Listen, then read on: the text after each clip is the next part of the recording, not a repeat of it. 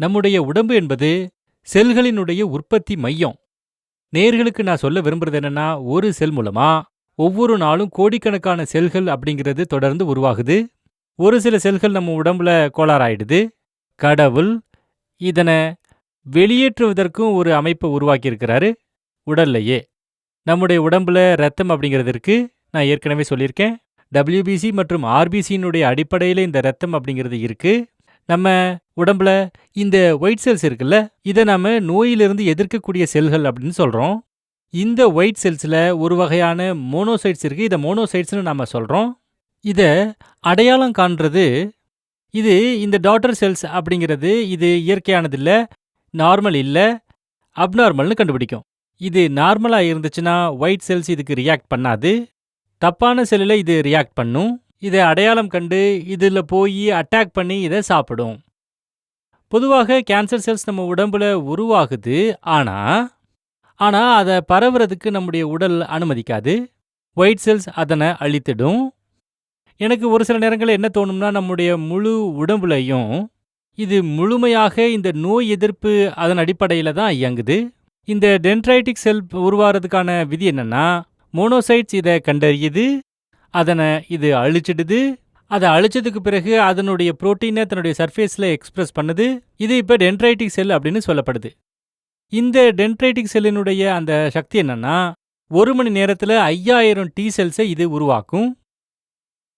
அதனுடைய வாழ்க்கை பார்த்தீங்கன்னா 3 வாரம் தான். ஆன்டி கேன்சர் செல் 3 வாரத்தில் 5000 செல்களை இது தொடர்ந்து உருவாக்குது.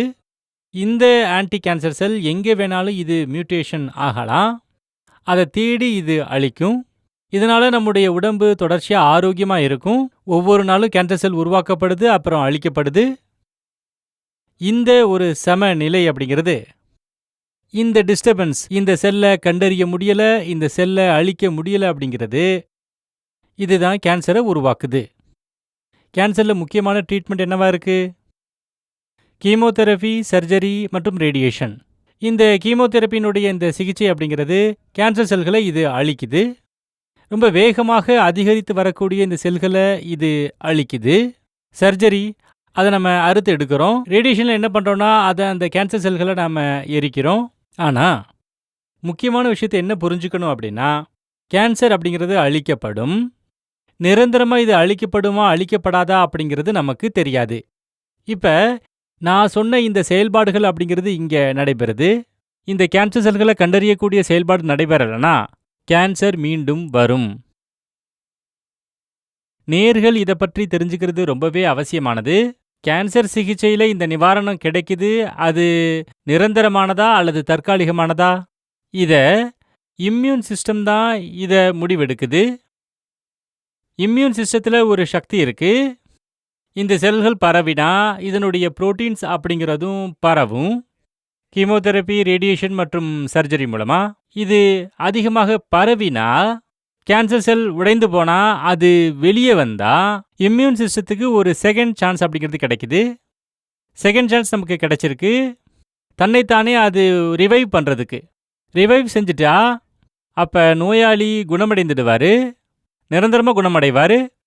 அதனால தான் டாக்டர்ஸ் எப்போவுமே பார்த்தீங்கன்னா 6 மாதத்துக்கு பிறகு சோதனைக்காக கூப்பிடுவாங்க. 6 மாதத்துக்கு பிறகு சிகிச்சைக்கு அப்புறம் கூப்பிடுவாங்க, சோதனை பண்ணுவாங்க.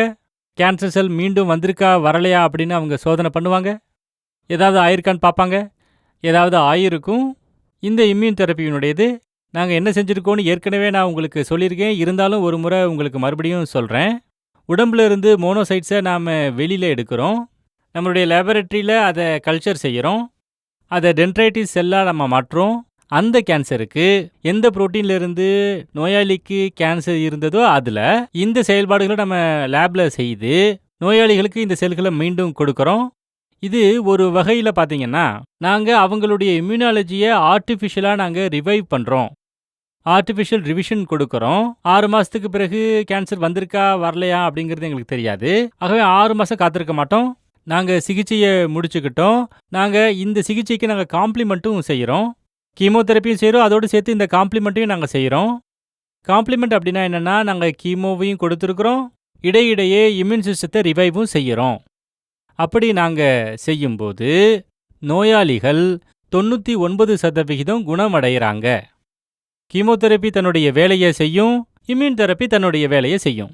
நாங்கள் கீமோதெரப்பி மூலமாக நாங்கள் கேன்சர் செல்களை அழிக்கிறோம், அதோடு சேர்த்து நாங்கள் இம்யூன் சிஸ்டம் மூலமாக ரிவைவும் செய்கிறோம். கேன்சர் சரியாயிடும். இந்த வகையில் சிகிச்சையை நாங்கள் நல்லா மேம்படுத்தவும் செஞ்சுருக்கோம். ரொம்ப திருப்தியாக நான் ஒரு விஷயத்த சொல்கிறேன். இது இந்தியாவினுடைய ஒரு சிகிச்சை. இந்தியாவிலேயே ஆரம்பிக்கப்பட்டது, இந்தியாவிலேயே உருவாக்கப்பட்டது. நான் 15 ஆண்டுகளாக வேலை செய்து இந்த நிலைக்கு நான் இதை கொண்டு வந்திருக்கிறேன்.